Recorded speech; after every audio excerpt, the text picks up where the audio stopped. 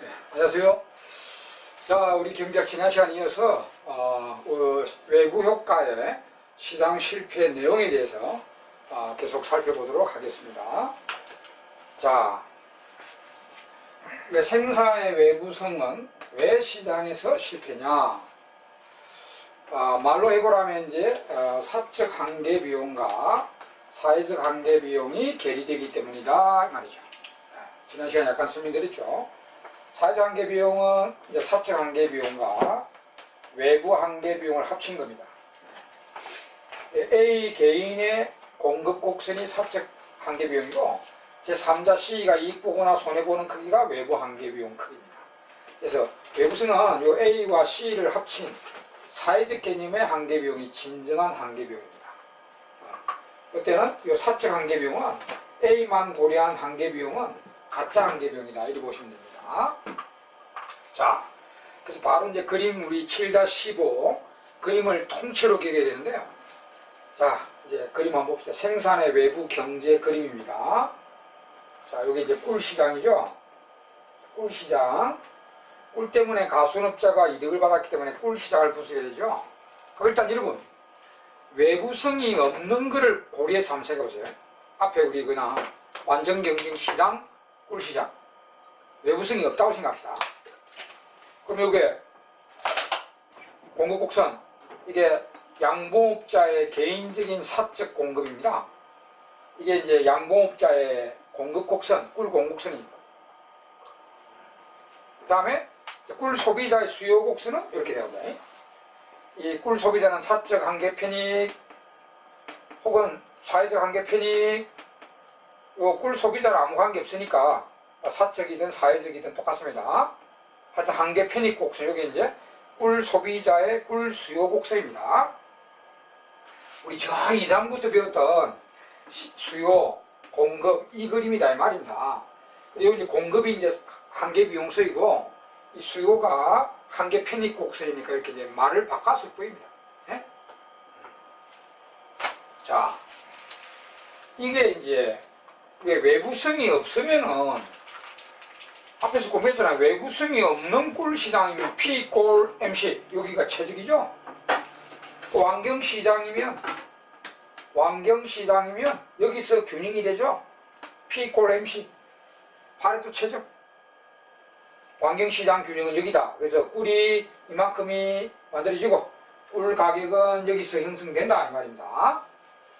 그 외부성 없으면 이게 최적의 P, 최적의 Q죠. P 꼴 MC니까. 요거 이제 우리 2장에서 배운 2장, 5장 이런 데 배운 왕경시장, 외부성이 없는 경우에 왕경이면 효율성이 완벽히 추구된다는 겁니다. 자, 근데 외부성이 발생하면 이제 이 가짜, 이거는 가짜 공급이요. 이게 가짜 공급이고, 이 사회적으로 진정한 공급이 사회적 한계 비용수입니다. 근데 요게 시장에서는 안 보인다는 거죠. 왜냐? 요 두 개 합친 건데요. 요거는 시장에서 보이고 있잖아요, 지금. 근데 외부 한계 비용, 요 놈이 시장에 거래 안 됐기 때문에 여기 반영이 안 되는 거죠. 네. 자, 이때 그러면 이걸 고려한 사회적 진정한 한계 비용인 사회적 한계 비용이 요 사적 한계 비용, 가짜 한계 비용 요거보다 위에 나타나는지 아래로 내려가는지 이게 포인트거든요. 자, 이 C가 이익을 받았을 때는요. 자, 가수업자가 이득을 받았죠. 만약에 100만원치 이득을 받았다 합시다. 과일 수확 증가가 100만원치 이득을 받았다. 그 100만원이 이제 외부 한계 비용인데, 자, 요때 플러스일까요? 마이너스일까요? 이 가수업자가 이득을 받았다는 거, 이 100만원치 이득 받았다. 그러면 외부 한계 비용이 플러스일까요? 마이너스일까요? 비용이잖아요. 비용이 플러스면은 이 피해받은 건데, 비용이 마이너스가 좋은 거 아닙니까? 요 비용, 한계 비용, 외부 한계 비용. 이익 받았으니까 외부 한계 비용이 마이너스 100만이 되는 겁니다. 마이너스. 요거 이제 잘 기억이 됩니다. 이익 받았으니까 마이너스 한계 비용, 외부 한계 비용이지, 마이너스 100만원이지, 이렇게 생각해요. 그러면 요 마이너스 100만원만큼 요거를 밑으로 내려버리죠. 그럼 요거는 사회적 한계 비용은 요 사적 한계 비용보다 마이너스 100만원만큼 밑으로 쳐지게 됩니다. 그래서 요거보다 밑으로 100만원, 마이너스 100만원하고 밑으로 쳐지게 됩니다. 밑으로. 그래서 사회적 한계 비용이요, 요 밑으로 나타나요. 요 밑으로. 이렇게. 요게 이제 A하고 C를 고려한 사회적 개념의 진정한 꿀 공급 곡선이 되는 것입니다. 근데 물론 이는 시장에 안 보여요. 외부 한계 비용이 시장에 거래 안 됐기 때문에 안 보인다는 거죠. 근데 사회적 개념의 여기 진정한 꿀 공급이단 말이에요. 예. 그러면 요 내려온 폭은요, 요 이렇게 내려왔는데 요 내려온 폭은 요거와 요거 폭 이거 쫙 보면 되죠. 요 내려온 폭은 외부 한계 비용 마이너스 크기입니다. 즉 C가 이익봉 크기죠. 이익봉 크기만큼 밑으로 내려옵니다. 여기 책에 보면은 이제 기울기가 다르게 내려올 수도 있고 평행으로 내려올 수도 있는데 그거는 상관없습니다. 어느 산출에도 그 외부 한계 비용 크기가 일정하면 평행으로 내려오겠고, 이 산출에 따라서 그 외부 한계 비용 크기가 다르면 각도가 다르게 내려옵니다. 그러니까 우리 책에는 각도가 다르게 내려와 있는데 그건 신경 쓰지 마세요. 각도가 다르게 내려오냐 평행으로 내려오냐 그거는 다 가능하거든요. 그래서 그거보다는 밑에 있다, 아래쪽에 위치한다, 이게 중요한 거죠. 그러니까 제일 중요한 포인트는 요게 이익이 발생했을 때는 외부 한계비용이 마이너스 100만원이다. 마이너스다. 그래서 사적 한계비용도 사회적 한계비용이 밑으로 내려온다. 요게 포인트입니다. 그러면 여기 보면은 시장에서는 여기서 꿀이 가격이 경쟁되고 거래가 되는데, 이 경우에 사회적 최적 꿀 공급은 요놈이에요. 요놈. 시장에서 안 보이지만, 그럼 요놈하고 요 수요가 만난 여기가 사회적으로 볼 때 최적의 꿀 거래량이고, 여기가 최적의 꿀 가격이 되야 됩니다. 그런데 현 시장, 완경 시장일지라도 가격은 너무 높고요, 산출량은 너무 가소 생산됩니다. 그게 시장 실패죠. 완경이라도 시장 실패가 되는 이유가 바로 그건데, 외부 한계 비용이 고려 안 되기 때문입니다. 그래서 이렇게 이제 그림을, 이걸 무조건 뭐 많다 적다 뭐 이런 것보다 그림을 통째로 가면 이게 관련 문제 나오면 시험지 벽에다 딱 그림 그려놓고 이렇게 판단하면 되거든요. 현 시장의 가격은 요거, 현 거래량은 요건데 사회적 최적은 가격은 좀 낮아지고 최적 거래량은 좀 많다. 현 거래량은 너무 가소 생산된다는 거죠. 보통 이 거래량이 포인트입니다. 물론 가격도 문제입니다. 가격도 너무 높아서 탈이고요. 이 거래량이 너무 최적보다 시장에 맞게 되면 가소 생산돼 버린다. 남한테 좀 이로움을 주는 거나 좀 사이즈 볼 때 좀 많이 만들어지는 게 좋잖아요. 근데 아무런 요인이 없기 때문에 너무 적게 만들어져 버린다. 이게 이제 외부 생산의 외부 경제의 그림입니다. 그 다음에 이게 생산의 외부 불경제는 요 반대 그림입니다. 여러분, 이게 그림과 비슷한데, 이 C가 피해를 입었을 때는 외부 한계 비용이 플러스가 되겠죠. 비용이 플러스가 나쁜 거 아닙니까? 피해를 받았으니까 플러스 1000만원 이렇게 됩니다. 그럼 요 SMC가 PMC보다 1000만원만큼 위로 올라가요. 위로 이렇게. 위아래 요거 잘 포인트에. 생산의 외부성은 어차피 한계 비용, 공급 곡선이 사회적 한계 비용이 PMC보다 밑에 있나 위에 있나 이게 포인트거든요. 위아래. 여러분 외부성 공부할 때는 그 EXID의 그 노래 있죠. 위아래 노래. EXID들이 이렇게 유명하게 만든 이 노래 아닙니까? 위아래. 그 노래를 항상 들으면서 공부하면 돼요. 위아래. 알겠죠? 이제 외부 경제는 이 SMC가 아래로 내려가고 외부 경제는 위로 올라갑니다. 네. 자, 한 번 더 그리겠습니다. 네. 자, 요거는 이제 종이 거래 시장이죠. 종이 생산 때문에 남한테 피해를 주잖아요. 그죠? 양식업자들한테. 외부성 생각하지 말고, 자, 제지업자의 개인적인 종이 공급 곡선이에요. PMC. 자, 이게 이제 제지업자의 개인적인 종이 공급선이요. 자, 종이 소비자, 사적 한계 편익, 사회적 한계 편익, 여기 이제 종이 소비자의 종이 수요 곡선입니다. 이 외부성이 없다면 완경시장이 이렇게 P 이퀄 MC 되니까, 완경시장 균형은 여기서 되니까 최적의 종이 거래량이고 최적의 종이 가격이죠. 외부성 없다면. 근데 이 외부성이 발생 안 나와요. 이 사람은 종이 생산 활동으로 양식업자들이 피해를 봅니다.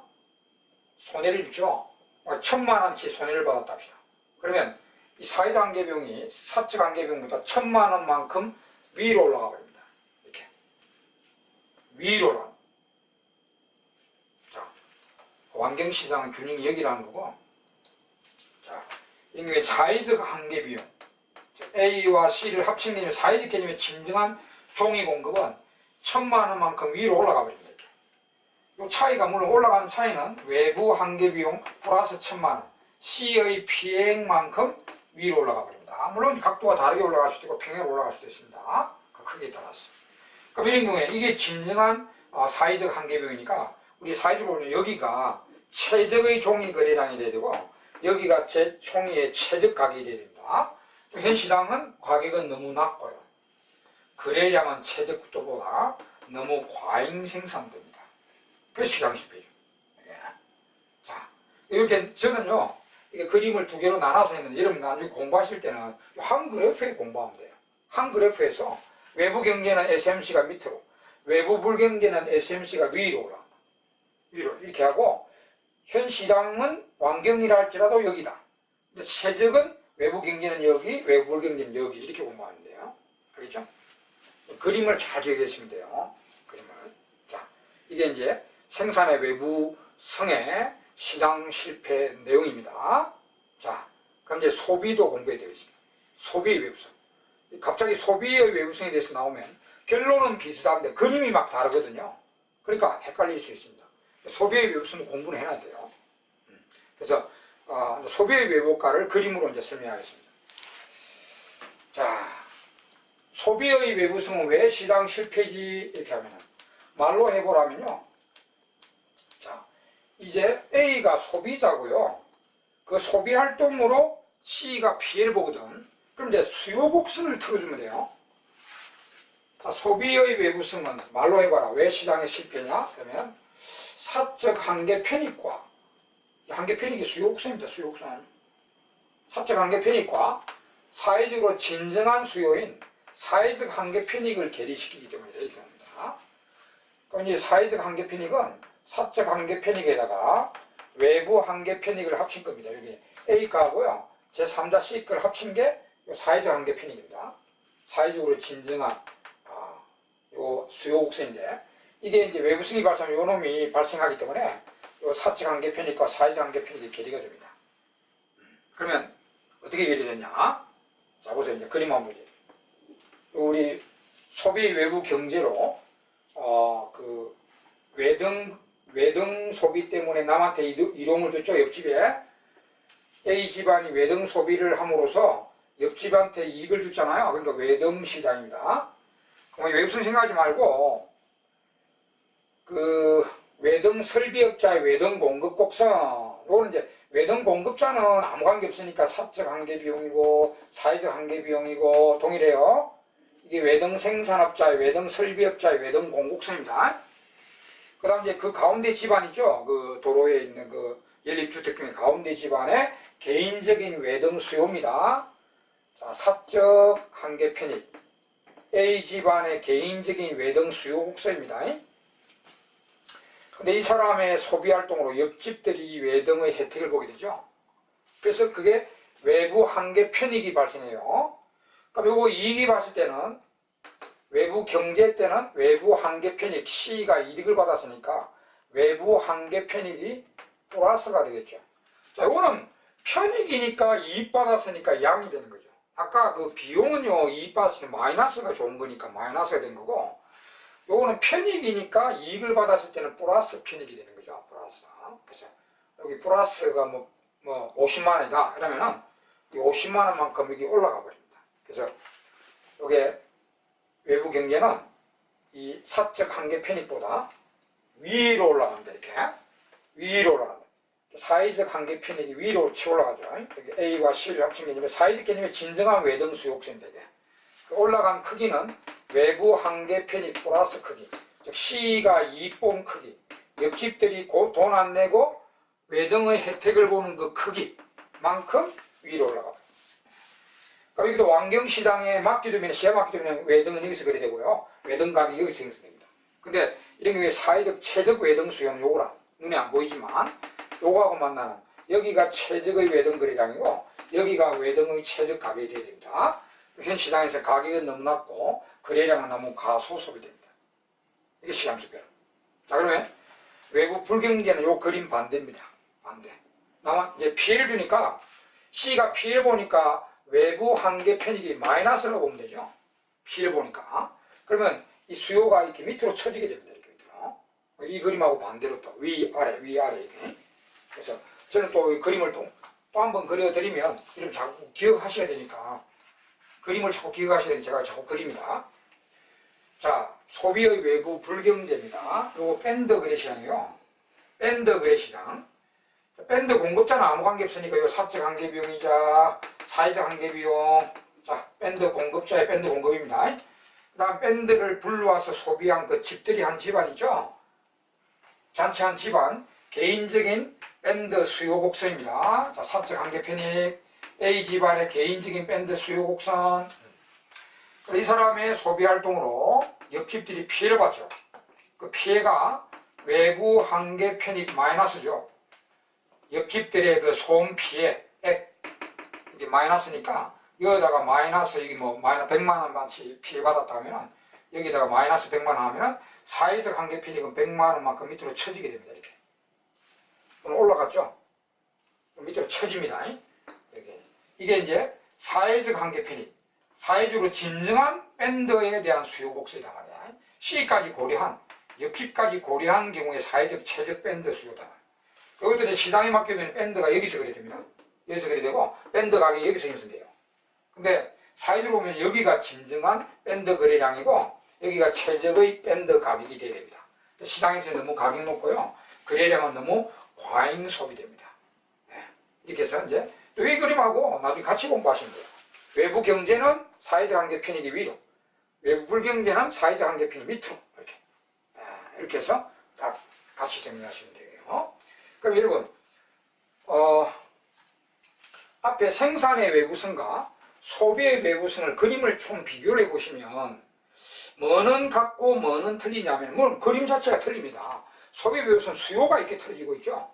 생산의 외부성은 공급이 이렇게 틀어지고 있습니다. 근데 비슷한 점이 있는 게, 여러분 또 제가 그림을 또 그리겠습니다. 여러분들이 그림을 잘 기억해야 되니까, 저 옆에다 여기 작게, 이제 그 책에는 여러분들이 그림이 있으니까 책에 그림 참고해 보세요. 이게 소비의 외부 경제죠.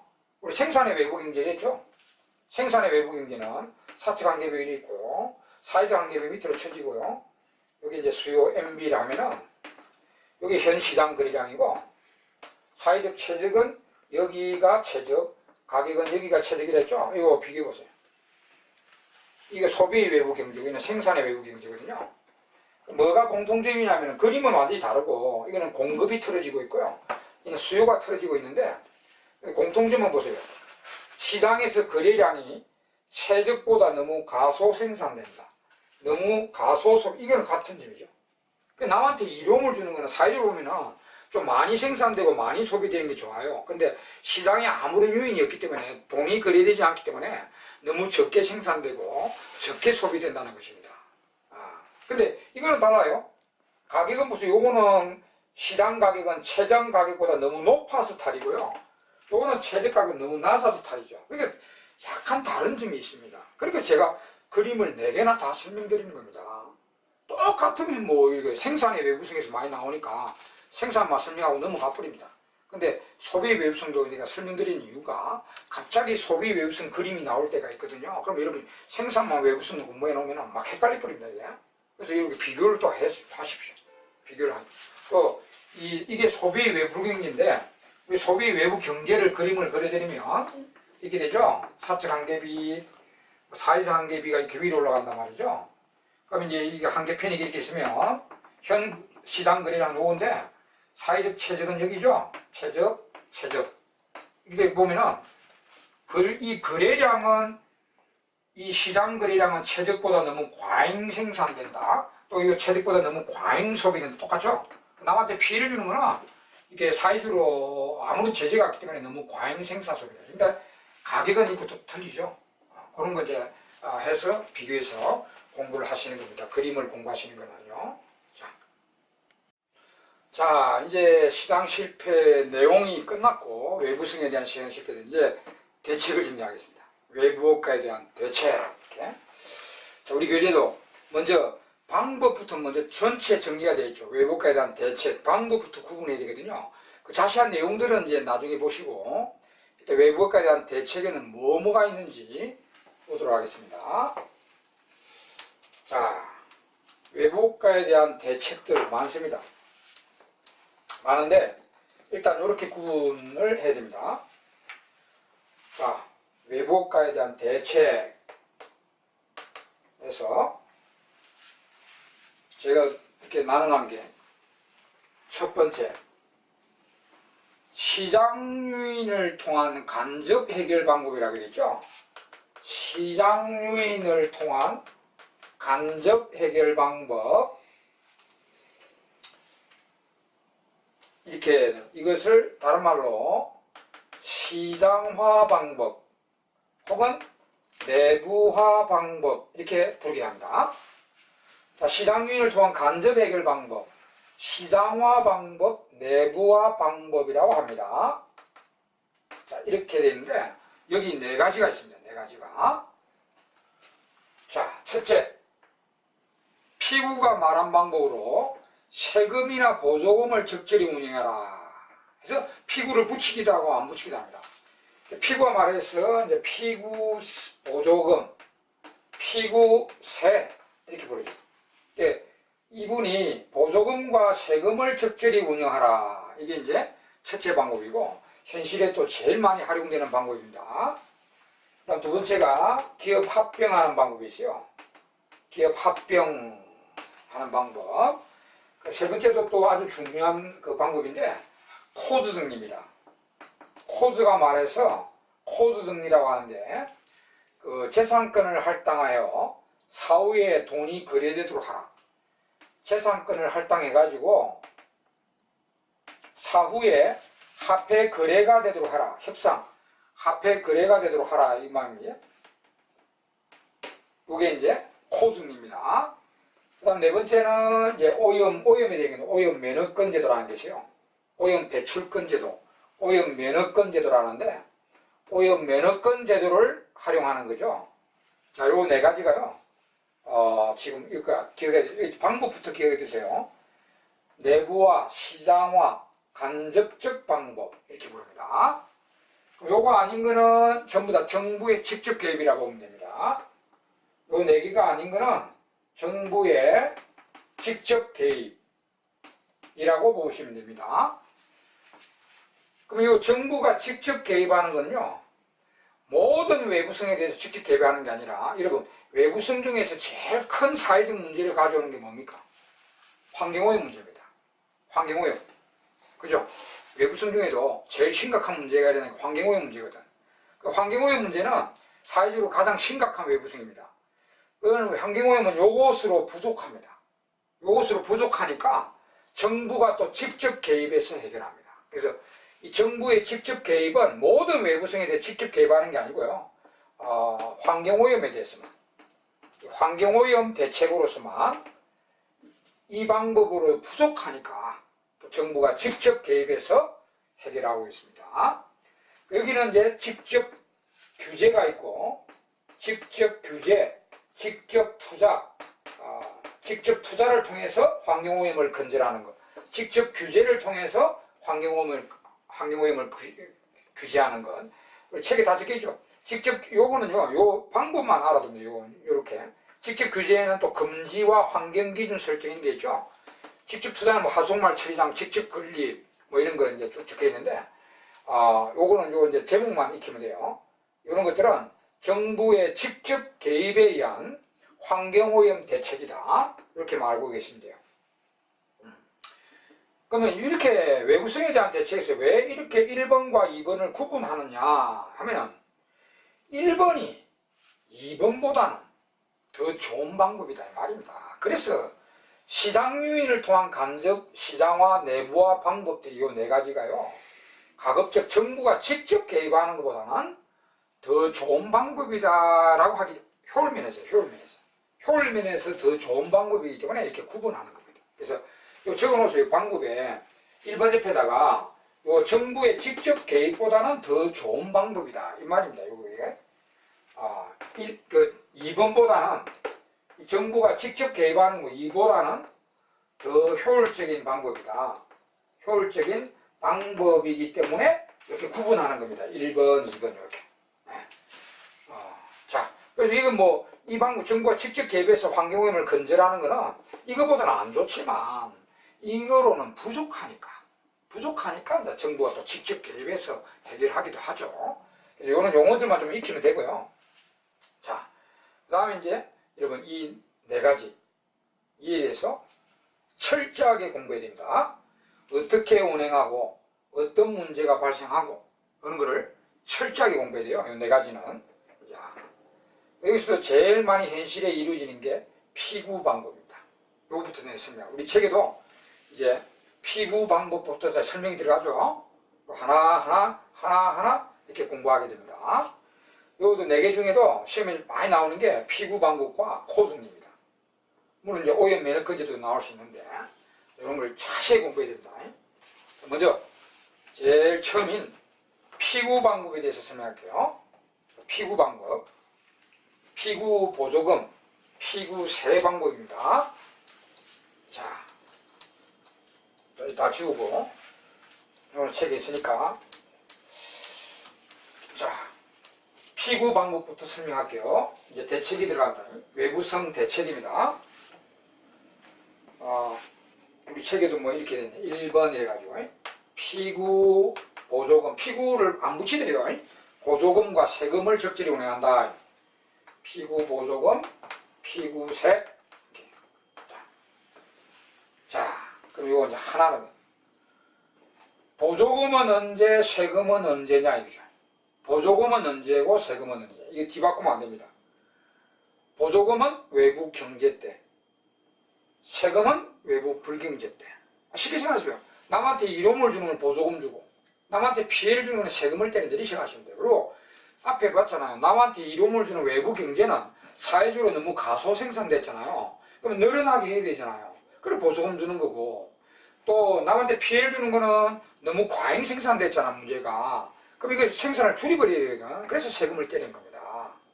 그래서 여러분 외부 경제는 보조금, 외부 불경제 때는 세금. 이거 뒤바꾸면 안 됩니다.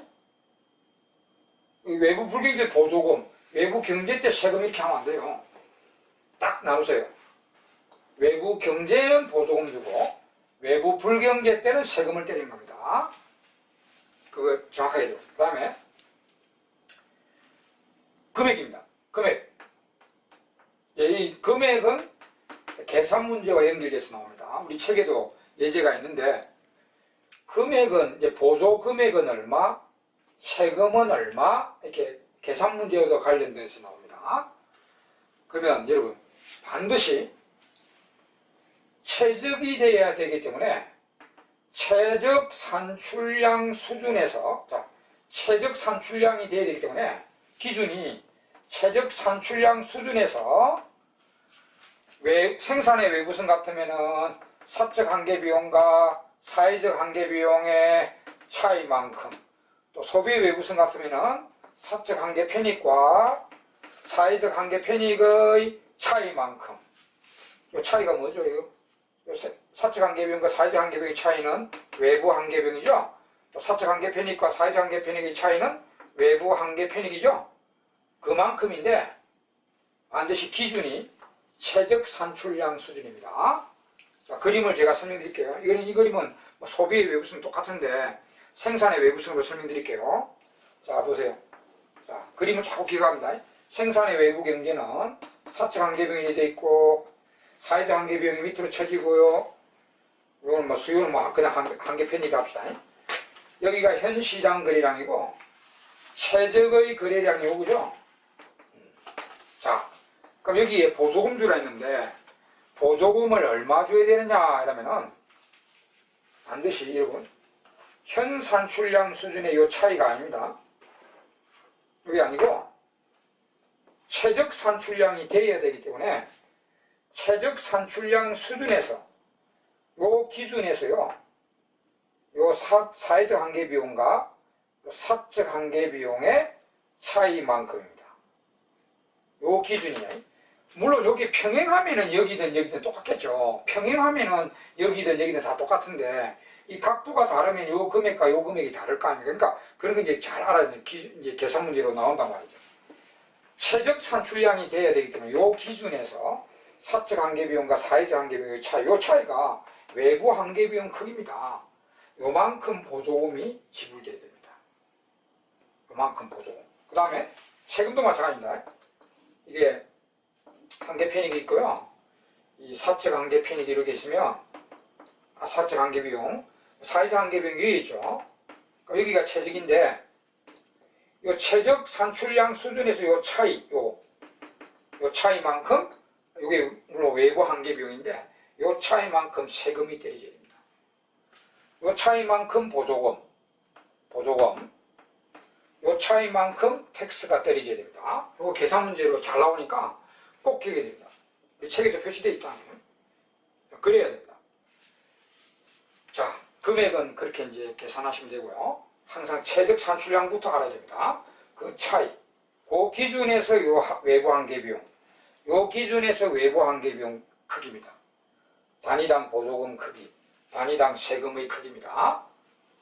자, 그 다음에 이제 누구에게 세금 때려야 되느냐, 누구에게 보조금 줘야 되고, 자, 지금 하나, 둘, 셋 나오고 있죠?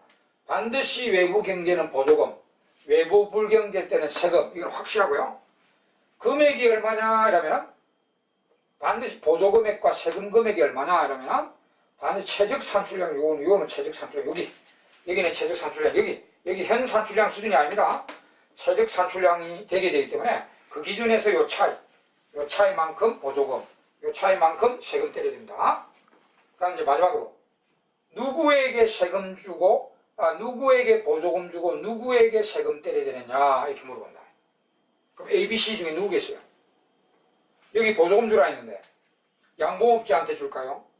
꿀 소비자한테 줄까요? 아니면 가순업자한테 보조금 줄까요? 자, 한번 생각해보세요.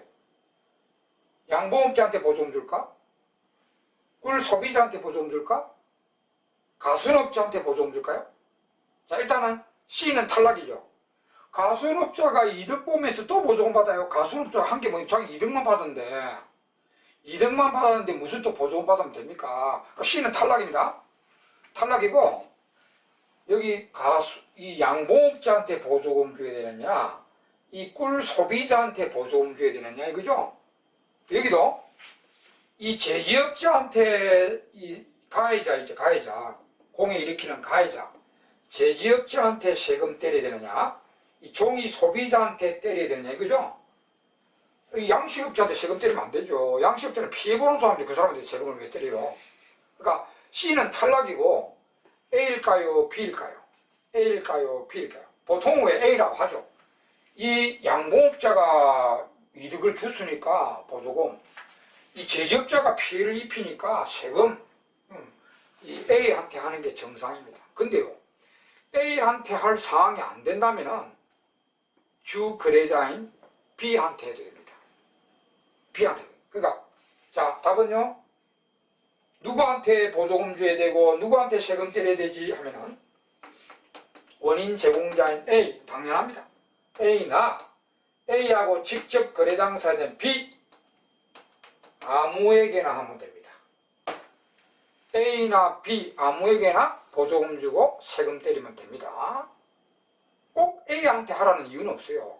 물론 주로 A한테 해야 되겠지만, 원인 제공자 A한테 해야 되겠지만, A가 될 상황이 안 된다면 B한테 해도 됩니다. 한번 보세요. 여기 그림상 보세요, 여러분. 여기에 요 양봉업자한테 딱 보조금 주면, 우리가 2장에 배웠죠. 공급자한테 보조금 주면, 요만큼 보조금 주면 공급의 증가죠. 이 양봉업자한테 다이렉트로 보조금 준다면, 야, 니 좋은 일 하니까 보조금 줄게. 그러면은 이 PMC가 공급이 증가되가 이렇게 이 SMC하고 일치되겠죠, 이렇게. 이 공급자, 양봉업자한테 직접 보조금 주면 공급이 이렇게 증가될 거 아닙니까? 그러면 꿀이 생산이 늘어납니다. 그죠? 근데 이 양봉업자한테 보조금 줄 사항이 안 된다면은 이 꿀 소비자한테 가가지고요. 야, 니 꿀 소비하면 이렇게 보조금 줄게 이럽니다. 그러면 여러분 수요자가 보조금 받으면 수요가 증가하겠죠 이렇게. 이렇게 수요가 증가한단 말이에요. 꿀 수요가. 그러면 이 양봉업자가 보조금을 받지 않아도 수요가 증가하니 자동적으로 꿀 생산은 이렇게 늘어나게 되어 있단 말입니다. 이게. 맞죠? 우리가 공급이 직접 증가돼도 되고 수요를 증가시켜서 공급량이 늘어나게 해도 어차피 늘어나는 게 어차피 목적은 이 꿀이 이만큼 만들어지게 하는 게 포인트거든요. 그러니까 이 공급자한테 바로 다이렉트로 보조금 주도 되고 수요자한테 보조금 주도 자동으로 공급량은 늘게 되어 있습니다. 그러니까 똑같아요. 그 다음 여기도 당연히 이 그 제지업자한테 바로 다이렉트로 세금 때리면 PMC가 이렇게 올라갈 거 아닙니까? 이렇게 세금 때리면 공급이 감소될 거 아닙니까? 그러니까 종이 생산이 자동으로 떨어집니다. 근데 이 사람한테 세금 때릴 상황이 안 된다면은 이 종이 소비자한테 가가지고요. 야, 너 이 종이 소비하면 세금 때리 푼다 이만큼. 그러면 수요가 이렇게 떨어질 거 아닙니까? 소비자한테 세금 때리 푸면 수요가 떨어지잖아요. 그러면 종이 생산은 자동으로 떨어지게 되어 있습니다. 아니, 똑같아요. 그래서 자, 거의 마지막 단계 봤어요. 보조금과 세금을 누구한테 해야 되지? 그러면 당연히 원인 제공자 A 후보고 직접 거래 당사자인 B 아무에게나 하면 됩니다. 자, 알겠죠? C는 아니죠. C는 절대로 아닙니다. C한테 피해 보는 사람한테 세금 때리고 이익 보는 사람한테 보조금 주면 그건 안 되죠. 예. 지금 문제가 꿀이 사회적으로 너무 적게 생산되고 이게 종이가 사회적으로 너무 과잉 생산되는 게 종이가 문제고 꿀이 문제잖아요. 그러니까 이 꿀 거래하는 당사자들한테 보조금 주고 종이 거래하는 당사자들한테 세금 때리는 게 이게 생산량이 조절되는 것입니다. 알겠죠? 자, 이게 이제 피구 방법인데 이 피구 방법은 특징이 있어요. 현실에 제일 많이 활용되고 있는데 우리가 이 사례를 한번 봅시다. 우리가 지금 현실에 제일 많이 활용되는 겁니다. 좋은 일에 대해서 보조금 주고 나쁜 일에 대해서 세금 때리는 거 현실 사례들 한번 봅시다. 우리 책에도 그 현실 사례가 그 페이지 여러분 비업에 우리 남들한테 좋은 행위에 대해서 보조금 준 행위 특히 많은 게 대학교 연구소들 많죠. 기초과학연구소, 생명공학연구소, 농산물 종자개량연구소 이런 연구소 쪽에 정부가 보조금 많이 주고 있죠. 이게 피구 보조금입니다. 연구활동이 왕성하게 되면 우리 국민들에게 이로움을 주게 됩니다. 그래서 정부가 보조금 많이 주고 연구활동이 왕성하게 이루어지도록 하는 거고 그 다음에 남한테 피해를 주는 행위에 대해서 세금 때리는 게 오염세 있죠? 오염세 있고 그 다음에 교통혼잡 유발 부담금 그 다음에 환경개선 부담금 때리는 게 전부 다 이게 남한테 피해를 주는 행위에 대해서 세금 때리는 개념입니다. 여러분 이런 이 수도권 내에 자기 땅이 있어서 건물을 하나 탁 짓는단 말이에요. 내 땅이고 내 건물을 짓는데 구청에서 와가지고요 시청에 와가지고 야 교통혼잡 유발 부담금 내놔라 환경개선 부담금 내놔라 이런 거 때립니다. 왜? 너 건물인데 너 건물 때문에 이 주위에 교통혼잡을 유발해 남한테 피해 준다. 또 폐수로 환경 피해를 준다. 그래서 환경개선 부담금 내놔라 이렇게 때립니다. 이런 게 다 피부세 개념입니다. 피부 보조금 그런 현실 예를 꼭 알아두시고요. 그 다음에 이제 시옷 보면은 시옷을 봅시다. 여러분 앞에서 우리 매번 공부했죠. 일반적인 텍스나 일반적인 보조금은 대초가를 유발하여 경쟁의를 교란하고 왜곡하여 자 오랜만에 나왔죠. 사중적 손실을 초래하죠. 일반적인 텍스나 보조금은 대초가를 유발하여 경쟁의를 교란하고 왜곡하여 사중적 손실을 초래한다고 했어요. 비효를 수반한단 말이죠. 앞에 우리 계속 배웠다.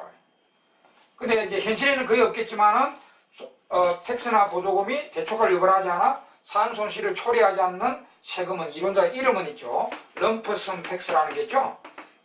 이거는 뭐 이론적으로만 있는 거고 현실에는 거의 없다. 근데요 오히려 이 지구상에 유일하게 보조금과 세금으로 오히려 시장 효율을 개선시키는 세금과 보조금입니다.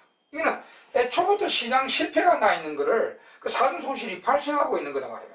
사전손실 발생하고 있는 상태에서 세금이나 보조금을 줘가지고 세적으로 유도하기 때문에 이 세금과 보조금만이 유일하게 시장 효율을 개선하는 세금과 보조금이라는 것이 특징적이죠. 그게 우리 책에 시옷에 적혀 있습니다. 이런 것들이 피부 방법입니다. 이렇게 조목조목 피부에 대해서 공부를 하시기 바랍니다. 자, 여기까지 하고 다음에 계속 다른 방법들은 다음 시간에 계속 살펴보도록 하겠습니다. 수고하셨습니다.